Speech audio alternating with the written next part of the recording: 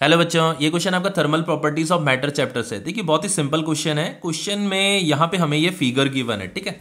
ये आपका एनसीईआरटी में ये फिगर हमें दे रखा है, तो वही फिगर यहाँ पे मैंने बना रखा है। यहाँ पे क्या है, देखो ये एक स्टील का रॉड है, ये कॉपर का रॉड है, दोनों के दोनों यहाँ पे कंबाइन हो रहे हैं। तो जहाँ पे ये कंबाइन होते हैं इसे जंक्शन बोला जाता है, इस जगह को जंक्शन बोला जाता है। और हमें यहाँ पे क्वेश्चन में पूछा भी है what is the temperature of the steel copper junction. ये दोनों के दोनों, ये जो स्टील का जो एंड, ये वाला एंड, और कॉपर का ये एंड जहाँ पे ये कंबाइन हो रहा है इसे जंक्शन बोला जाता है। और यहाँ का हमें टेम्परेचर बताना है कि कितना टेम्परेचर है। टेम्परेचर क्यों बताना है, देखो बताता हूँ अभी।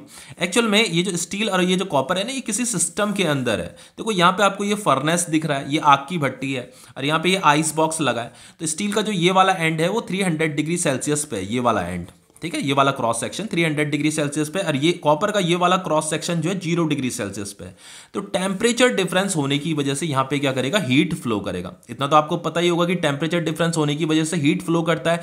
हीट जो है हाई टेम्परेचर से लो टेम्परेचर की तरफ क्या करेगा, फ्लो करेगा, ऐसे फ्लो करेगा। लेकिन यहाँ पे देखो क्या लिखा है कि व्हाट इज द टेम्परेचर, तो हमें निकालना है of the steel copper junction in the steady state of the system. लेकिन यहाँ पे steady state of the system भी लिखा है। इसका मतलब ये जो सिस्टम है ये स्टेडी स्टेट में, स्टेडी स्टेट का मतलब ये होता है कि जिस रेट में जो हीट जो फ्लो हो रहा है, स्टील में जिस रेट से हीट फ्लो कर रहा है उसी रेट से कॉपर में भी हीट फ्लो हो रहा है। मतलब rate of flow of heat जो है यहाँ पे कांस्टेंट है। स्टेडी स्टेट का मतलब यह है कि rate of flow of heat क्या है, कांस्टेंट है। एक्चुअल में हकीकत में देखो, हकीकत में तो कांस्टेंट नहीं होना चाहिए। पता क्यों नहीं होना चाहिए, क्योंकि स्टील का एरिया ऑफ क्रॉस सेक्शन ज़्यादा है, इसका एरिया ऑफ क्रॉस सेक्शन कम है। तो जब यहाँ से हीट फ्लो करेगा ना, तो कुछ हीट यहाँ इधर निकल जाएगा, कुछ हीट इधर निकल जाएगा, और जो हीट बचेगा वो इस रास्ते जाएगा। तो rate of flow of heat constant नहीं हो सकता, मतलब स्टेडी नहीं हो सकता। पर यहाँ पे गिवन हमें है कि वो स्टेडी है। स्टेडी पता है क्यों है, स्टेडी वो इसलिए है क्योंकि यहाँ पे जो है ये इंसुलेटिंग मटेरियल लगा रखा है। ये ब्लू कलर का दिख रहा है आपको, ये आपका इंसुलेटिंग मटेरियल लगा रखा है। तो इंसुलेटिंग मटेरियल भी यहाँ पे ये लगा हुआ है आपका। तो इंसुलेटिंग मटेरियल क्या होता है, इंसुलेटिंग मटेरियल उस मटेरियल को कहते हैं जो अपने में से हीट को कंडक्ट नहीं होने देता, फ्लो नहीं होने देता। तो इस इंसुलेटिंग मटेरियल की वजह से इससे हीट बाहर नहीं निकलेगा, ना इधर निकलेगा ना इधर निकलेगा। तो उस हीट के पास सिर्फ यही रास्ता बचेगा जाने के लिए। इसीलिए अब यहाँ पे क्या हो जाएगा, इसकी वजह से ही यहाँ पे rate of flow of heat क्या हो जाएगा, कांस्टेंट हो जाएगा, मतलब स्टेडी हो जाएगा, ठीक है। अब चलिए क्वेश्चन करते हैं। यहां पे इतना हमें समझ में आ गया कि जो हीट फ्लो होगा, heat flow in steel, steel में जो हीट फ्लो होगा वो किसके बराबर होगा, heat flow in copper, heat flow in copper के बराबर होगा, ठीक है। दोनों एंड में हीट फ्लो सेम रहने वाला है। हीट फ्लो का जो फॉर्मूला होता है वो क्या होता है, K into A, this is delta T, temperature difference, divided by ये लेंथ, ठीक है। अब चलो ये एक्सप्रेशन आपको पता होना चाहिए। बस ये स्टील के लिए मैं इस एक्सप्रेशन का यूज करूंगा, कॉपर के लिए भी इसका यूज करूंगा, ठीक है। तो सबसे पहले हीट फ्लो, एच का मतलब हीट फ्लो होता है, तो हीट फ्लो निकाल लेते हैं स्टील के लिए।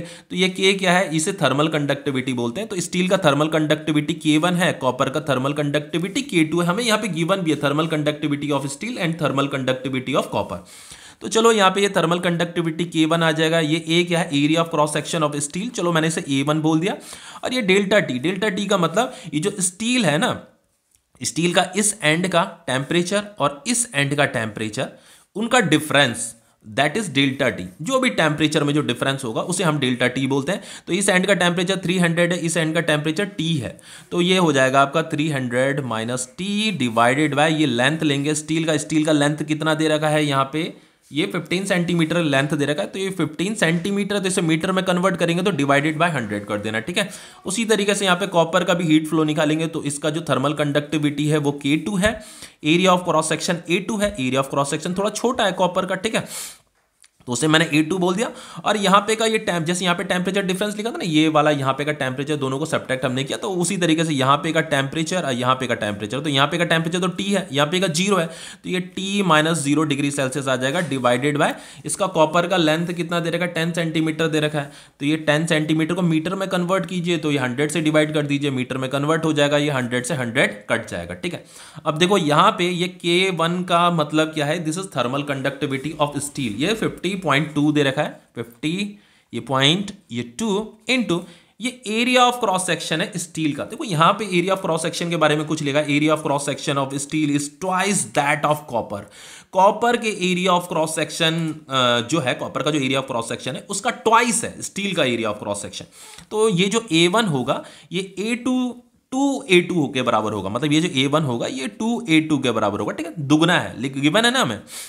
तो यहाँ पे ये 300 माइनस टी भी आएगा, डिवाइडेड बाय 15 भी आएगा, ये K2 आएगा। K2 का वैल्यू दे रखा है हमें, थर्मल कंडक्टिविटी ऑफ कॉपर, ये 385, तो ये 385 आएगा इंटू A2 आएगा, और ये T माइनस 0 क्या हो जाएगा, T हो जाएगा, डिवाइडेड बाय यहाँ पे 10 आएगा। तो ये देखो A2, ये जो A2 है, A2 से ये A2 कट जाएगा, तो 2 को इससे मल्टीप्लाई कीजिए, 2 2 ज़ा 4, ये डेसिमल 2 0 0, 2 5 ज़ा 10, और ये आपका 300 माइनस टी भी आएगा डिवाइडेड बाय 15, और ये आ जाएगा आपका 385 इंटू टी डिवाइडेड बाय 10। अब देखो इससे आगे की कैलकुलेशन आप खुद कीजिए, ठीक है। मैं यहाँ पे जो आंसर आ रहा है ना वो आंसर मैं आपको बता देता हूँ। ये आंसर आपका एनसीईआरटी में इतना लिखा है, टेम्परेचर कितना दे रखा, 44.4 डिग्री सेल्सियस।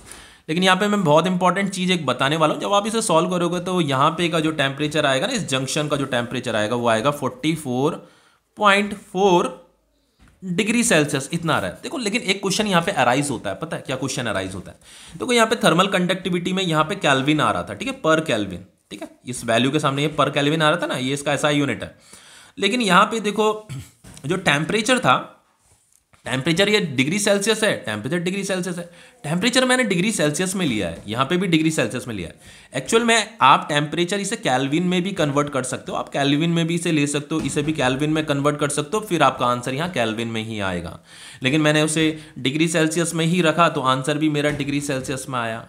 तो कुछ लोग परेशान हो रहे होंगे कि ऐसा कैसे पॉसिबल है। बिल्कुल पॉसिबल है, देखो मैं आपको बताता हूँ। इसकी कैलकुलेशन से क्या मिलना था, हीट फ्लो इन स्टील मिलना था ना।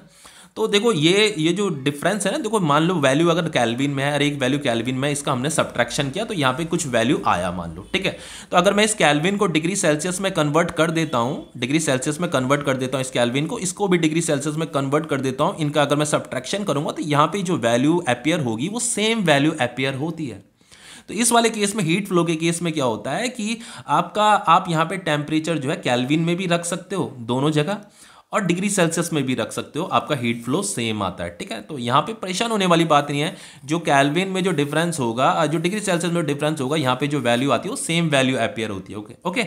पर यहाँ पे अगर केल्विन में वैल्यू पुट करोगे तो आंसर केल्विन में आएगा, डिग्री सेल्सियस में पुट करोगे तो आंसर डिग्री सेल्सियस में ही आएगा।